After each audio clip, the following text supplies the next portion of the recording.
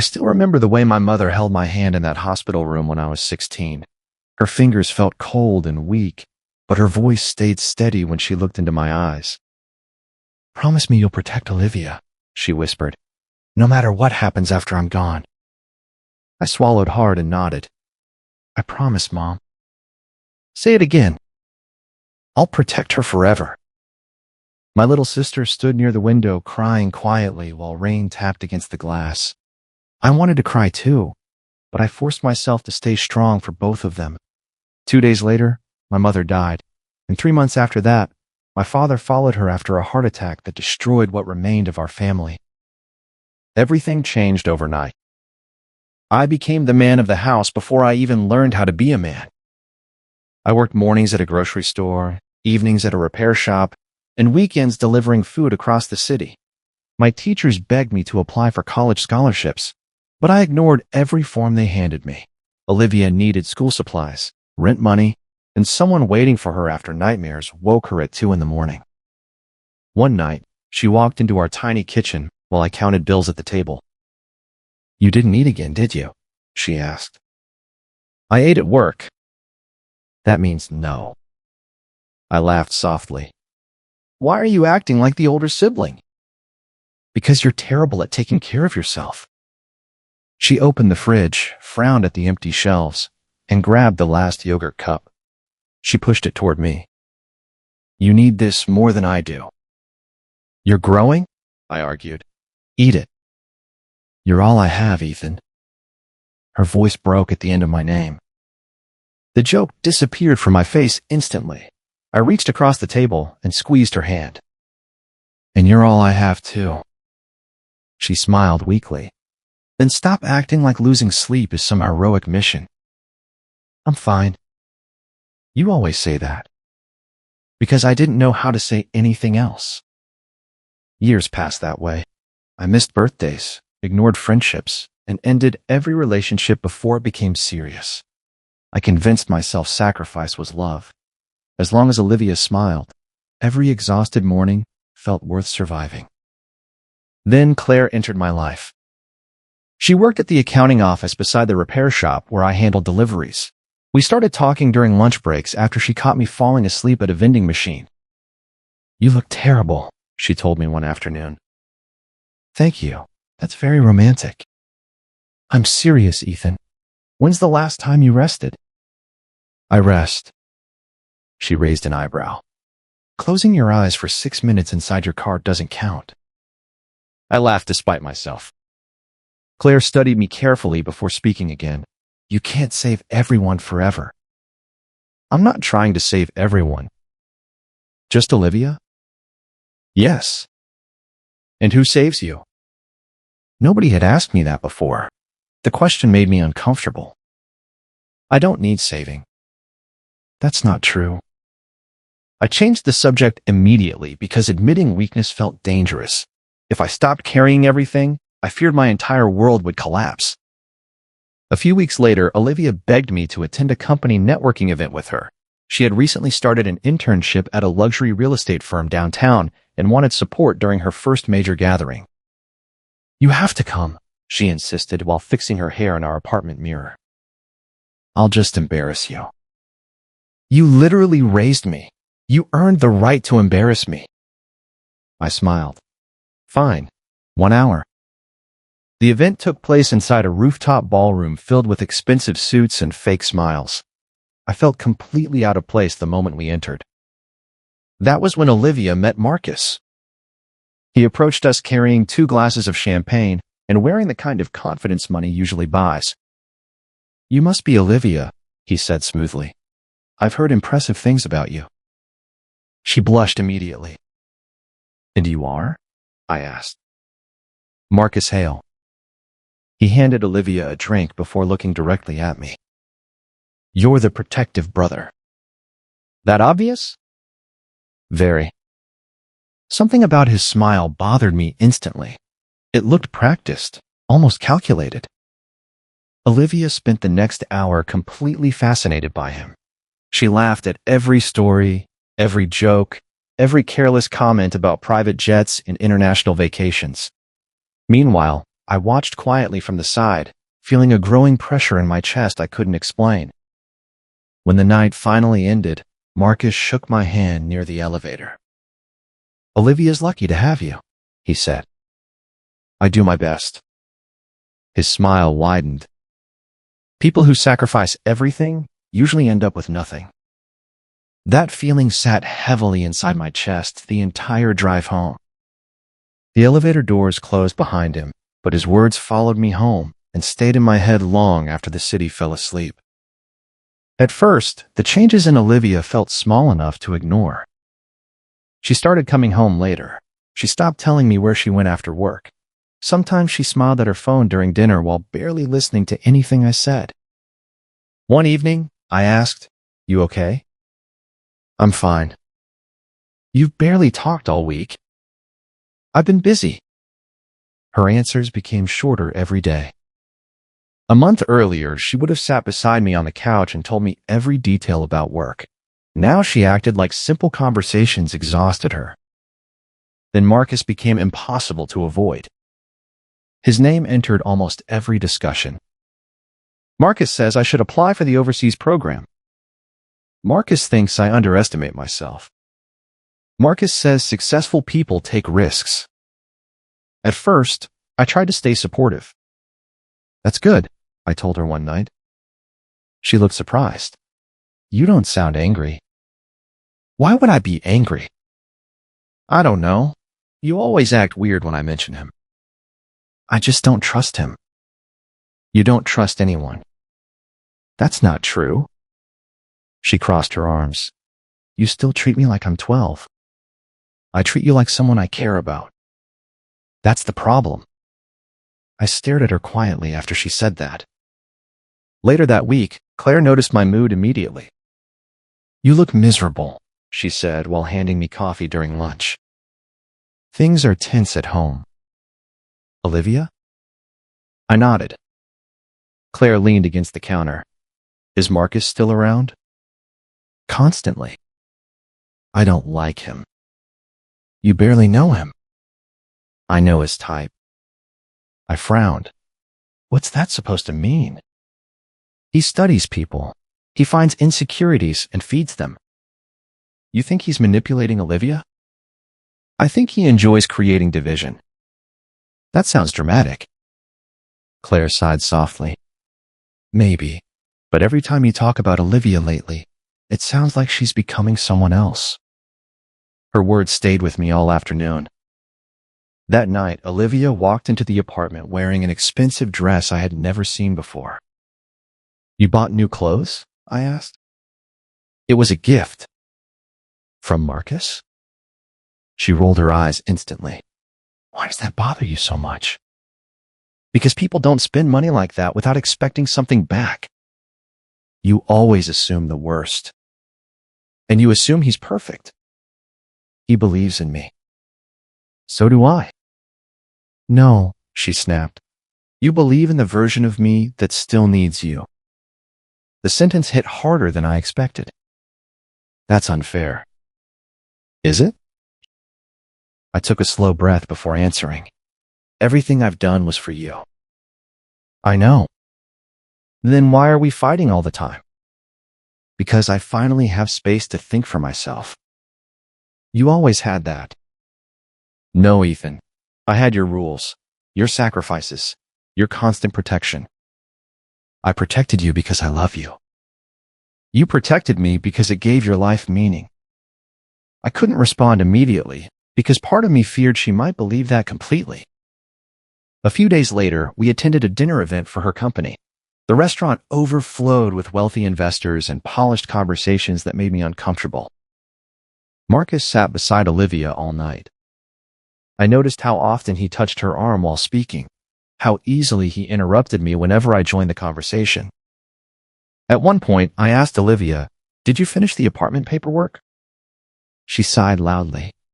"Can we not do this here?" "Do what?" "Interrogate me."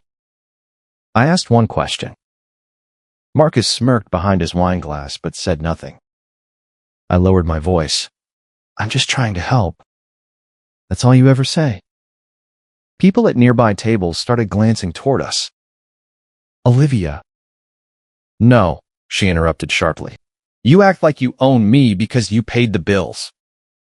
Silence crashed over the table. I felt frozen. The humiliation barely registered compared to the pain in her voice.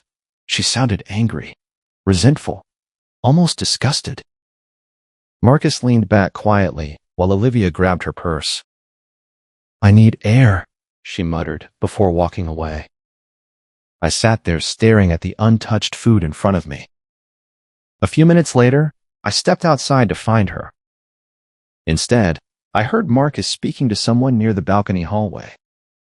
Once people stop needing you, he said calmly, they stop loving you. I stopped walking immediately. Another man laughed softly. That's cold. It's true. I stood there listening while something heavy settled inside my chest. For years, Olivia had been the center of my entire life.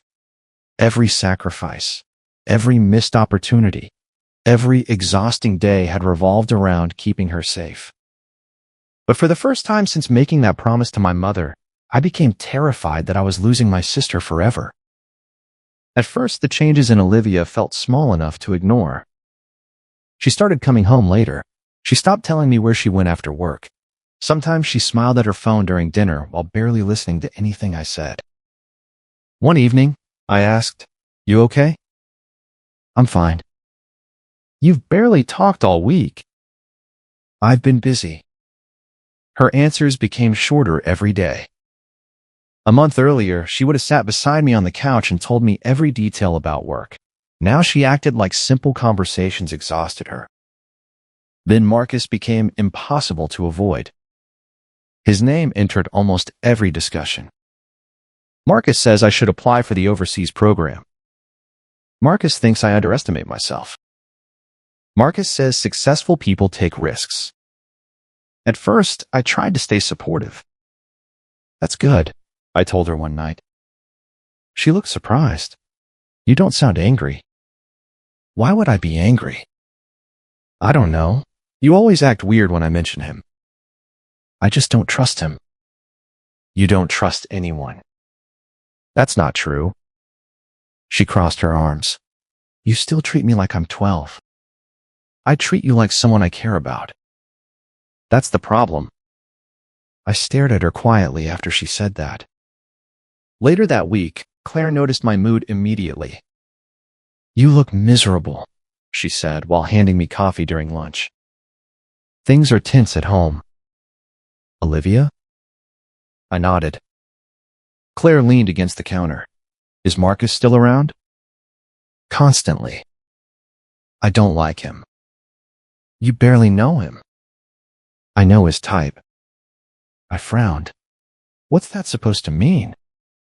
He studies people. He finds insecurities and feeds them. You think he's manipulating Olivia? I think he enjoys creating division. That sounds dramatic.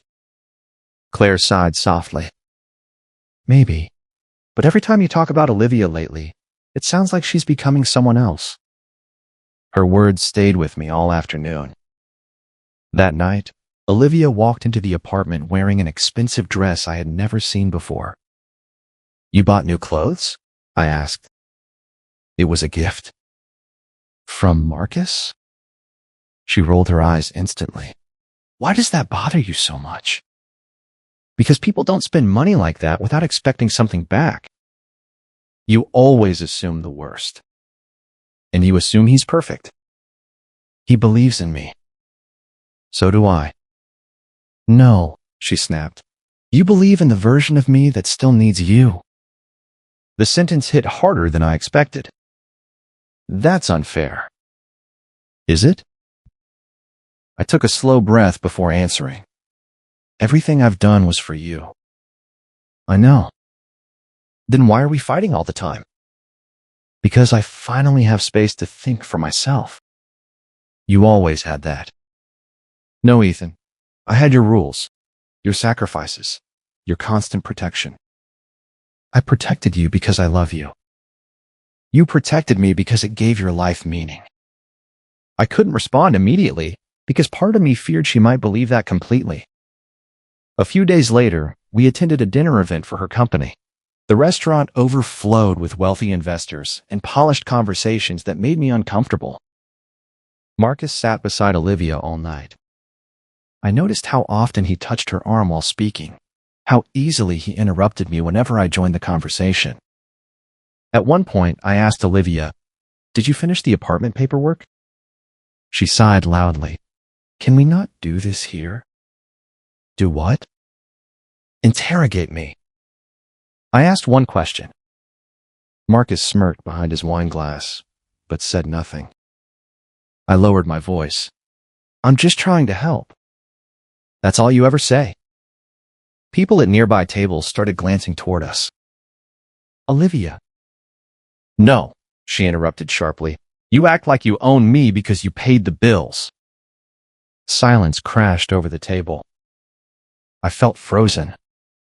The humiliation barely registered compared to the pain in her voice. She sounded angry, resentful, almost disgusted. Marcus leaned back quietly while Olivia grabbed her purse. "I need air," she muttered before walking away. I sat there staring at the untouched food in front of me. A few minutes later, I stepped outside to find her. Instead, I heard Marcus speaking to someone near the balcony hallway. "Once people stop needing you," he said calmly, "they stop loving you." I stopped walking immediately. Another man laughed softly. "That's cold." "It's true." I stood there listening while something heavy settled inside my chest. For years, Olivia had been the center of my entire life. Every sacrifice, every missed opportunity, every exhausting day had revolved around keeping her safe. But for the first time since making that promise to my mother, I became terrified that I was losing my sister forever. 3 weeks after the investigation began, my life barely resembled the one I used to have. Nobody called anymore unless they wanted gossip. Employers rejected me before interviews even started. My name spread online beside words like fraud, theft, and manipulation. Every search result painted me like a criminal before I ever stepped inside a courtroom. One afternoon, I walked into a small auto shop asking for work. The owner scanned my application quietly before recognizing my name. "You're that guy from the financial scandal." "It's not true." He slid the papers back toward me. "I can't risk the attention." I nodded like I understood, but humiliation burned through me while I walked back outside. By the time I reached my apartment, anger sat heavier inside me than sadness. I kicked my front door shut and threw my keys across the room. What was the point? I muttered to myself. Years of sacrifice had disappeared overnight. I missed college for Olivia. I destroyed relationships for Olivia. I worked myself half to death for Olivia. And in the end, she still believed Marcus over me. The thought poisoned me constantly. Sometimes I caught myself imagining Marcus losing everything the way I had. Other times, I imagined Olivia begging forgiveness too late to matter. That scared me more than anything. Revenge was slowly becoming easier than love. A knock interrupted my thoughts. Daniel walked inside carrying takeout bags and a laptop. "You look terrible," he said immediately. "Everyone keeps saying that." "Because it's true." Daniel had been my closest friend since high school. Somehow, he was one of the few people who never abandoned me after the accusations. He dropped the food onto my kitchen counter. "Eat first. Hate the world later." "I'm not hungry." "Tough. He bought extra fries." Despite everything, I laughed weakly. Daniel opened his laptop afterward. "I've been looking into Marcus." "You don't have to do this." "Yeah, I do." I sat beside him while he pulled up financial records and company connections. "Marcus has ties to 3 shell corporations," Daniel explained. 2 disappeared immediately after the money transfers. "That proves something, right?" "Not enough yet." I rubbed my tired eyes. Olivia really believed him. She was manipulated. She still betrayed me. Daniel stayed quiet for a moment before answering. You can hate what she did without hating her forever. I don't know if that's true anymore. Later that night, my phone buzzed unexpectedly. Olivia. I stared at the screen for several seconds before answering. What? Her voice sounded small. I just wanted to check on you. Why? Silence. Then she whispered, Marcus has been different lately. I laughed bitterly. Really? That surprises you? He barely talks to me unless it's about lawyers or money. Because he already got what he wanted. Ethan, please. No, you made your choice. Her breathing shook softly through the phone. I didn't mean for this to happen. That doesn't change what happened. I ended the call before she could continue. An hour later, another knock came at my door. This time it was Claire. The moment I opened the door, emotion crossed her face so quickly it almost broke me. You lost weight, she said quietly. I've been busy surviving.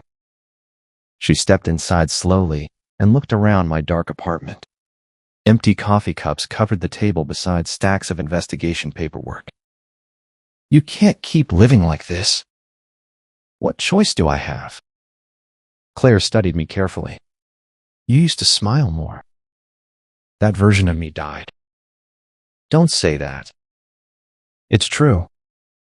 She walked closer until we stood only inches apart. I still love you, she whispered, but I don't recognize the person you're becoming. Her words hurt because deep down, I understood exactly what she meant. Every day, anger consumed more of me.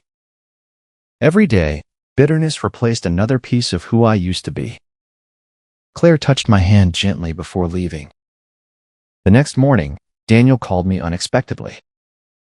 I found someone, he said. Who? A forensic accountant named Sophia Lane. She reviewed part of your evidence through a mutual contact. And? She thinks the financial timeline was manipulated. I sat upright instantly. Are you serious? She wants to meet you. For the first time in weeks, something unfamiliar appeared inside my chest. Hope. Tiny. Fragile. Dangerous. But real. Sophia Lane intimidated me within 5 minutes of meeting her. She sat across from me inside a quiet coffee shop wearing glasses and a sharp gray coat, while flipping through printed financial reports like she already knew exactly where the lies were hidden. You trusted the wrong people, she said calmly. I noticed. Daniel almost smiled beside me. Sophia ignored him and pointed at several highlighted transactions. These timestamps were altered manually. That proves Marcus framed me? It proves someone manipulated the records after authorization logs were created. My chest tightened slightly. Can you prove it publicly? If I couldn't, I wouldn't have agreed to meet you. For the first time in months, somebody looked at me without suspicion. Sophia continued organizing papers across the table. Marcus has done this before. I frowned. What do you mean? She slid another file toward me. Different names, different companies, similar financial patterns. He targets emotionally vulnerable people, Sophia explained. Usually people desperate for approval, stability, or love. Daniel leaned forward. So Olivia was never special to him. No, Sophia answered coldly. She was useful. Hearing that still hurt more than I expected. Because despite everything, part of me still remembered the little girl who used to wait beside the apartment window until I came home from work. That version of Olivia felt impossible to connect with the woman who destroyed my life. A few days later, Daniel called me excitedly. You need to get down here immediately. I found him waiting outside a parking garage with a nervous-looking man in an expensive suit. This is Ryan Brooks, Daniel said. Ryan avoided eye contact. Marcus and I used to work together. Used to? Ryan laughed bitterly. Until he stole $600,000 from me. I stared at him carefully. Ryan rubbed his face tiredly. Marcus promised investment returns through offshore accounts. Instead, he transferred assets under fake partnerships and left me holding legal responsibility. Why come forward now? Because Marcus thinks he's untouchable. Ryan looked directly at me then, and because I realized I'm not the first person he ruined. He handed Sophia a flash drive. Everything's on there, he said quietly. Bank transfers, fake contracts, private recordings. Sophia's expression sharpened immediately. This could destroy him.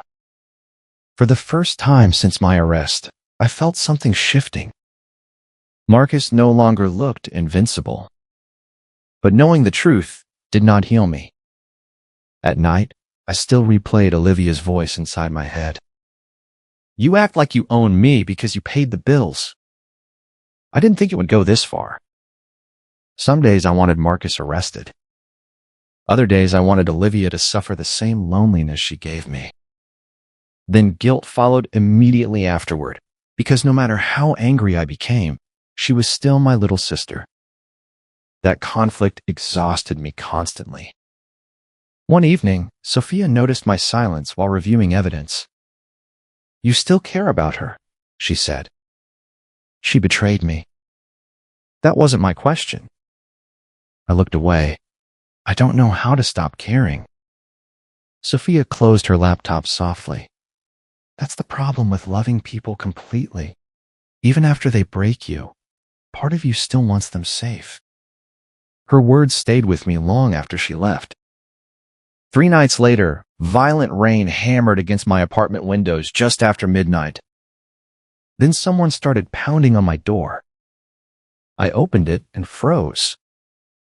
Olivia stood there soaked completely, mascara running down her face while she struggled to stay balanced. You're drunk. I know. Why are you here? She started crying immediately.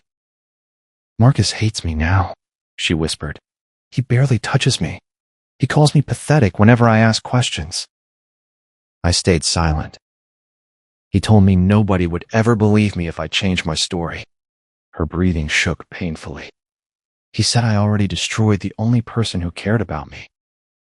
Anger twisted inside my chest because Marcus knew exactly how to hurt people. Olivia grabbed my jacket weakly. Please yell at me. What? Please hate me, she cried, because I can't live with what I did. Rainwater dripped from her hair onto my floor while she completely fell apart in front of me. Part of me wanted to pull her inside and tell her everything would be okay. Another part remembered sitting alone in darkness, listening to my mother's voicemail while my entire life collapsed. I can't do this tonight, I whispered. Her face crumpled instantly. I'm sorry, she said again. But apologies still felt too small for the damage between us. I closed the door gently while hearing her cry outside for several seconds before she finally left. The next morning, Sophia called me urgently. I found something. Her voice sounded sharper than usual. What happened?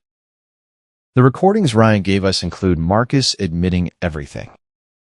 I stopped breathing for a moment. He confessed? He bragged about manipulating Olivia and framing you financially. Sophia paused briefly. If this goes public, Marcus is finished. I stared out my apartment window while something unfamiliar slowly returned to my chest. Control. After months of losing everything, the power was finally starting to shift back into my hands. Everything collapsed for Marcus faster than I expected. Sophia submitted the financial evidence directly to federal investigators while Ryan anonymously leaked private documents online. Within 48 hours, Marcus's name flooded every business headline in the city. Fraud. Money laundering.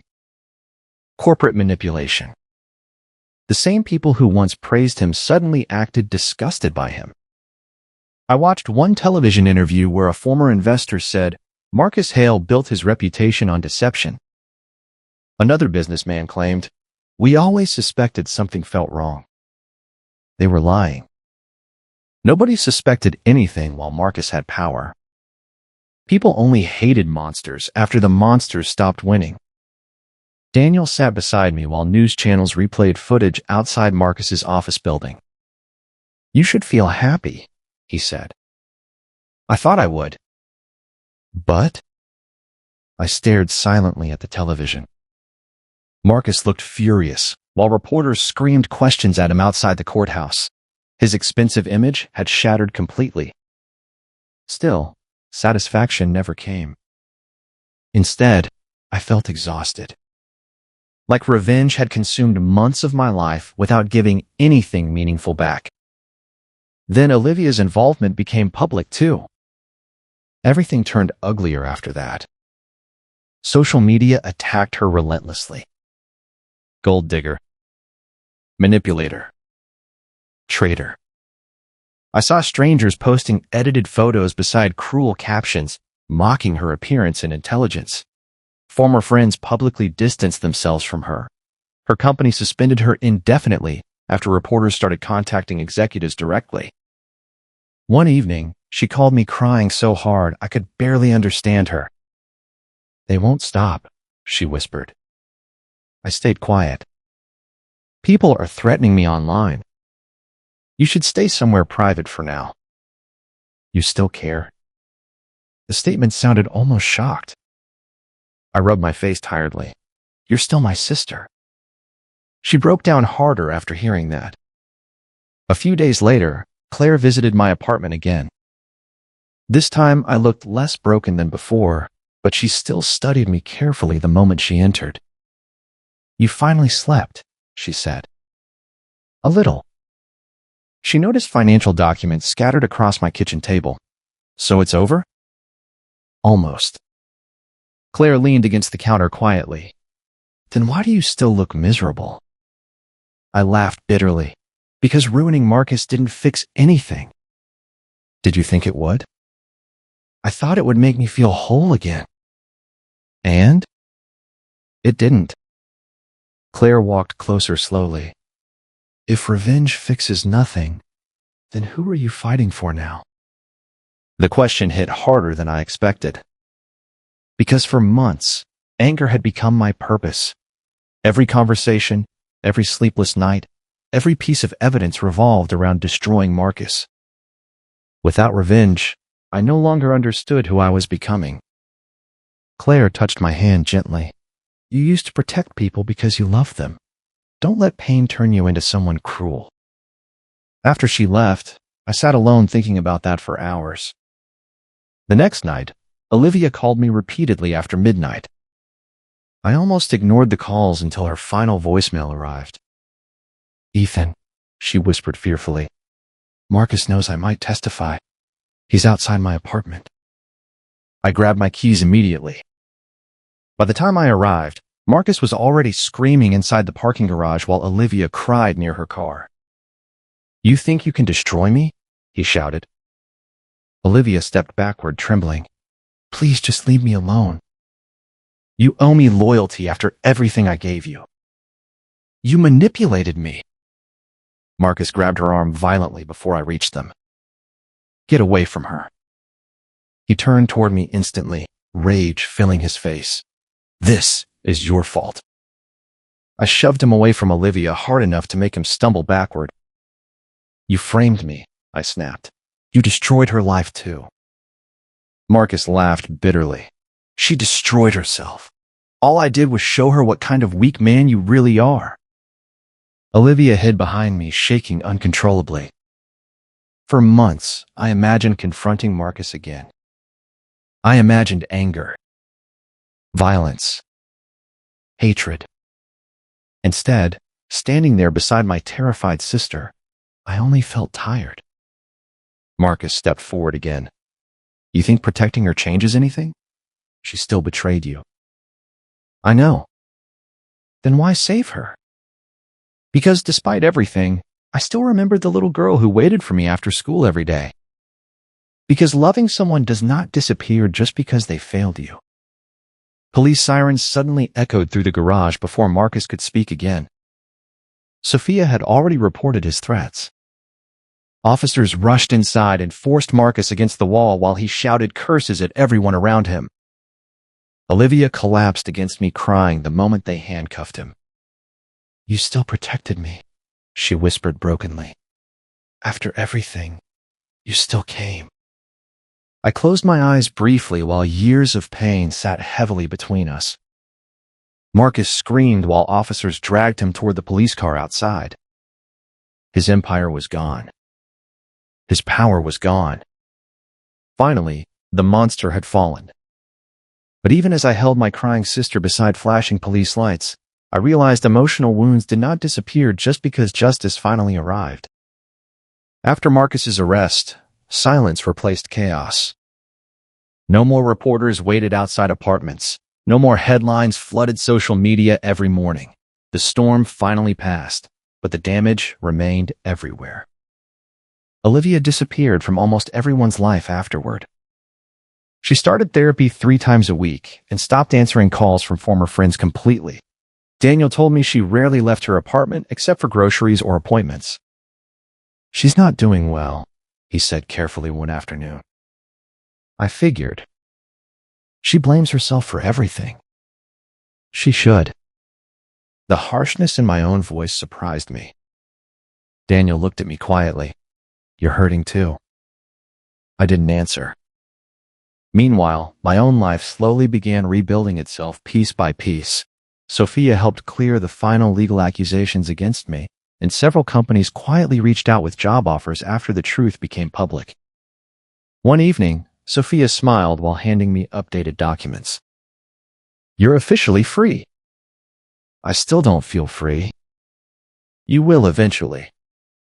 I wanted to believe her. Claire also returned slowly. Not all at once. Just small things at first. Coffee visits. Late-night conversations. Quiet walks through the city where neither of us forced difficult topics too quickly. One night, she reached for my hand while we sat beside the river downtown. "You look lighter," she whispered. "I'm trying." "I know." I squeezed her hand gently, but part of me still feared ruining everything again. Pain changes people permanently, even after healing begins. A week later, Olivia knocked on my apartment door unexpectedly. The moment I opened it, I noticed how exhausted she looked. Dark circles sat beneath swollen eyes, and her hands trembled slightly while holding a cardboard box.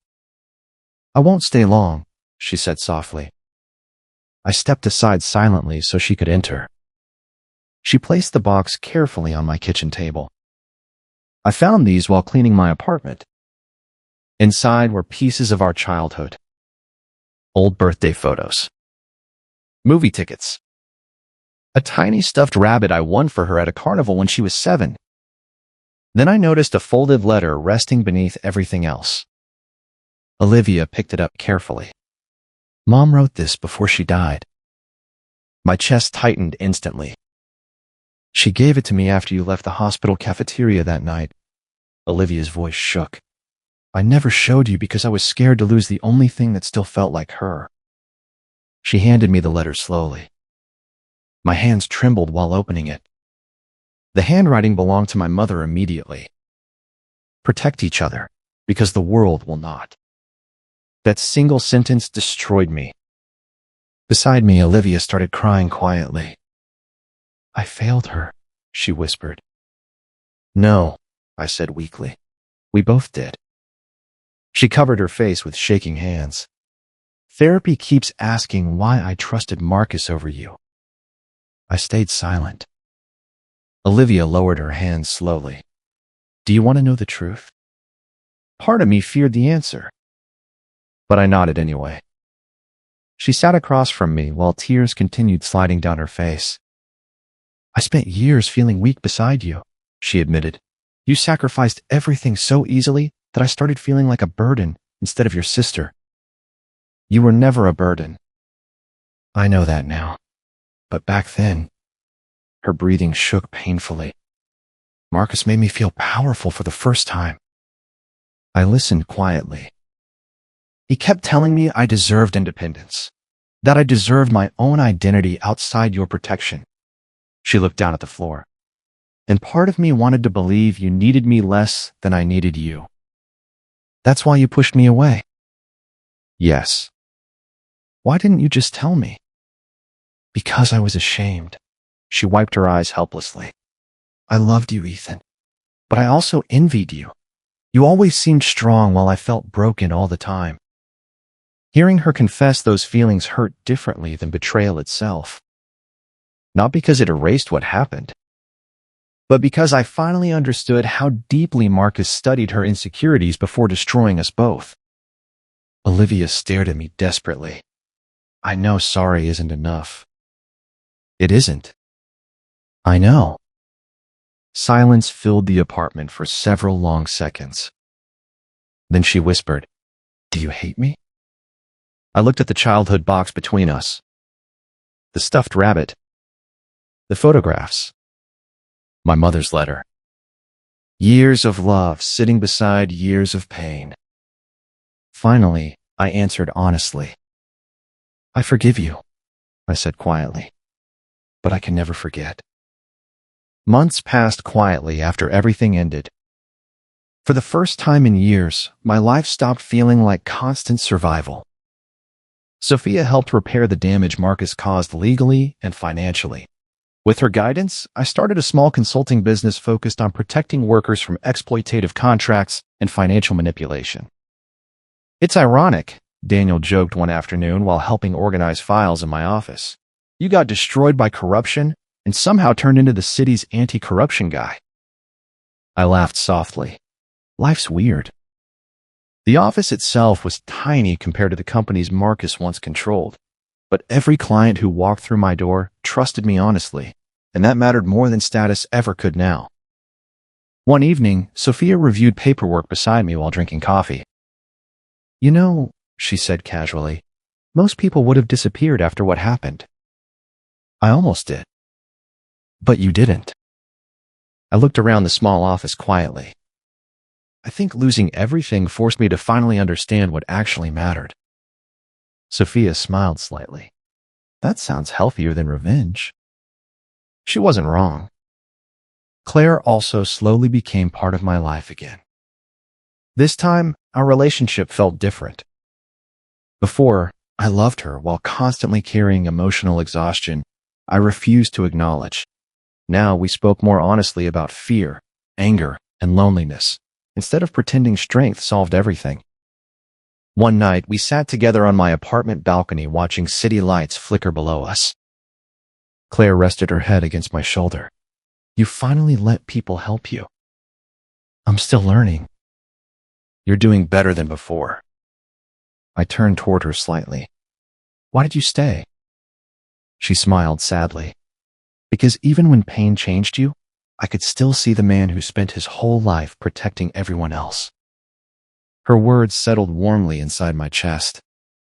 For once, love no longer felt like sacrifice alone. Meanwhile, Olivia stayed distant.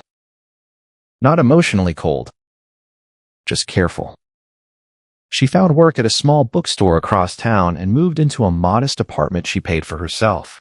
Therapy continued, helping her slowly rebuild confidence piece by piece. Sometimes she texted me simple things. Hope work went okay today. Saw mom's favorite flowers earlier. Thank you for answering when I called last week. Small conversations. Fragile conversations. But real. One Sunday morning, Olivia asked if I would visit our parents' graves with her. I hesitated before agreeing.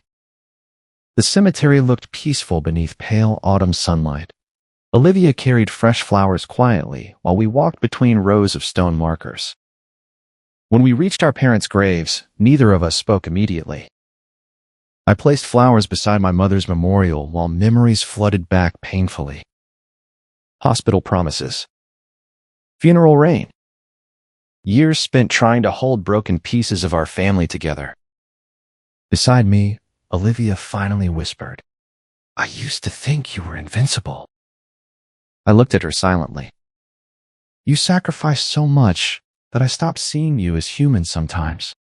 She wiped her eyes carefully. I forgot you were hurting too.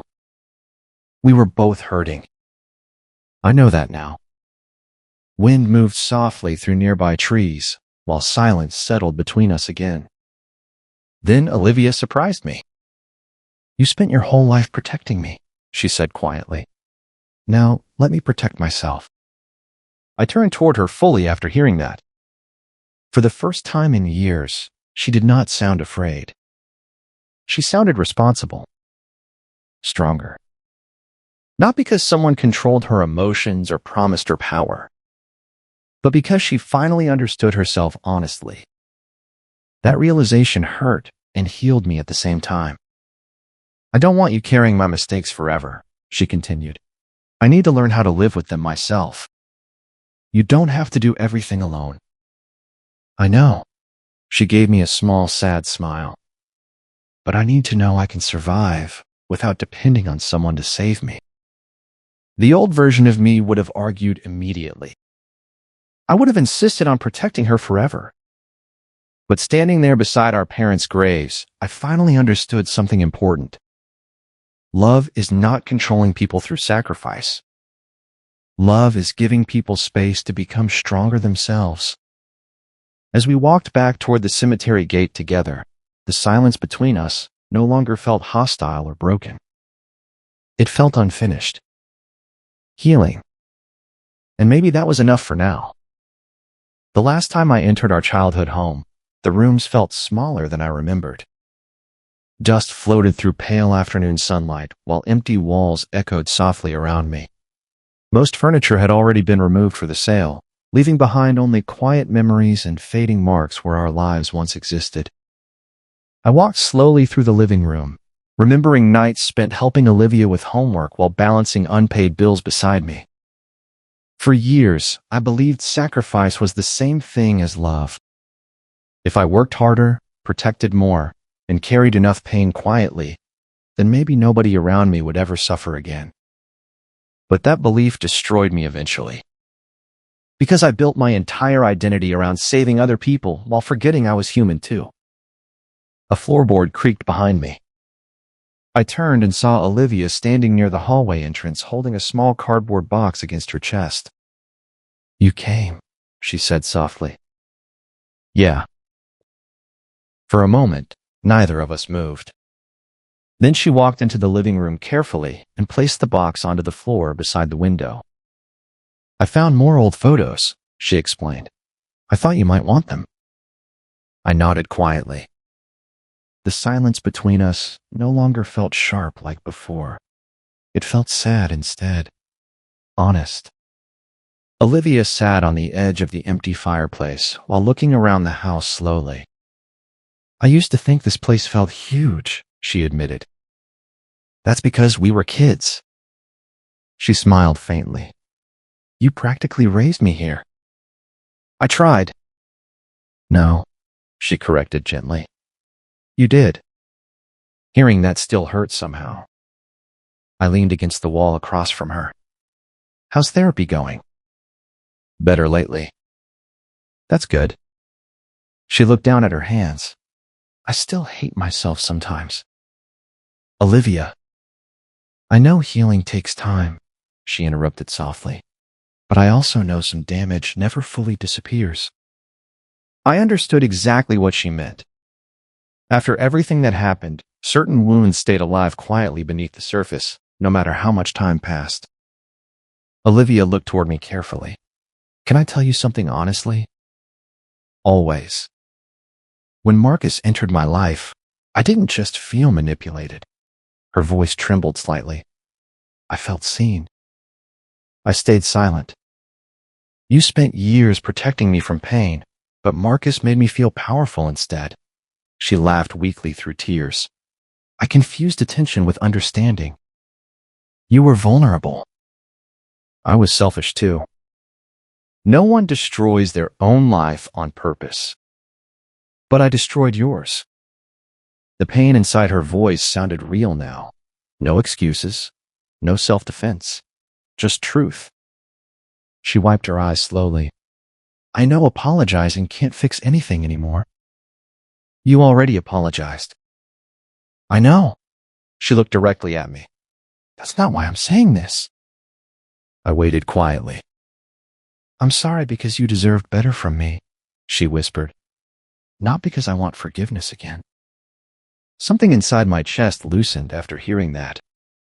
For the first time since the betrayal, her apology felt completely honest.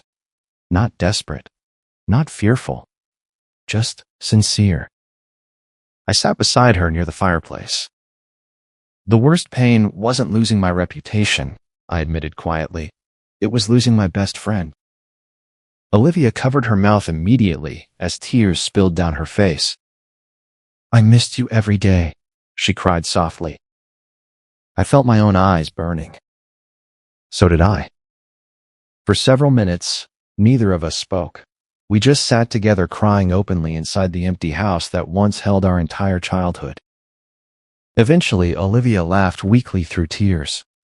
Mom would probably yell at both of us for taking this long. I smiled sadly. Definitely. Before leaving, I walked into my old bedroom one final time. The room stood completely empty now, except for fading paint marks near the closet door where my height had been measured growing up. My phone rested heavy inside my pocket. Slowly, I opened the old voicemail folder and stared at my mother's saved message. For years, I kept replaying her final words because guilt convinced me I had failed her promise completely. But standing there now, I finally understood something important. Protecting Olivia was never supposed to cost my entire identity. Loving someone should not destroy both people. My thumb hovered over the screen briefly before I deleted the voicemail quietly. Not because I forgot my mother. Because I no longer needed to live trapped inside grief, guilt, and responsibility alone. Outside the house, Claire waited beside the car beneath golden evening sunlight. When I reached her, she gently took my hand. This time, I didn't look back at the house behind me. For the first time in years, I finally chose my own future.